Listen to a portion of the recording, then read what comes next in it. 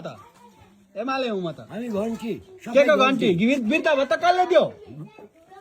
कसले दियो झन् विदेशबाट आएको पैसा हुन्छ केपिओलले दिएको होइन हाम्रो केपिओलीले दिएको पैसाले भन्नु न हाम्रो केपिओलले दिएको होइन अब बन्द गरिदेला फेरि चुपचाप एमालेलाई भोट दिनु गरे पनि केही पनि नापिँदैन गरे पनि गरोस् त्यो भत्ता नहुँदा पनि मैले चलाएकै हो पैसा खाएकै हो अझै पनि गर्छु त्यस्तो बुढाबुढीलाई पाल्ने भत्ता दिने भनेको एमाले हो क्या बा होइन त्यो यार भात पकाएर दिएको छैन आफ्नो घरका बुढीले पकाएर दिएको छ कि यसपालि घन्टीमै हाल्ने घन्टीमै हाल्छु हत्तेरी अनि बुढाबुढीले त एमाले हाल्छ नि त हौ हाल्दैनन् अहिले चाहिँ हाल्दैनन् किन हाल्दैन विश्वास लिनुपर्छ किन चाहिँ हाल्दैन नि त अब किन हाल्दैन के गरेर एमाले एमालेमै सन्किएको काङ्ग्रेस नापिएको माओवादी खुल्किएको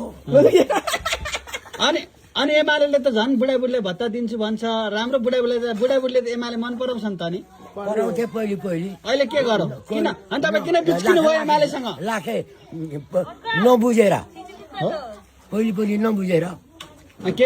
केपिओलीलाई त राम्रो मान्छ नि त नि तपाईँ त बर्बाद गर्नुहुन्छ कि क्या यार केपिओलीलाई जिताउँ भनेको हामीले त कसले जित्छ त नि अब के घन्टीलाई बालेनलाई हाल्ने बालेन शाहलाई जिताउने सबैलाई हो सबैले दियो भने छैन जिताउने नि म चाहिँ त्यसैलाई दिन्छु तपाईँ त्यसलाई नि दिने म त बिहान बेलुका बालन शाहलाई दिनु पर्ने के छ बा कारण हजुर के छ कारण बालन शाहलाई दिने त्यसैलाई के गर्छ भने दिने हुन्छ होइन के बुझेकै छैन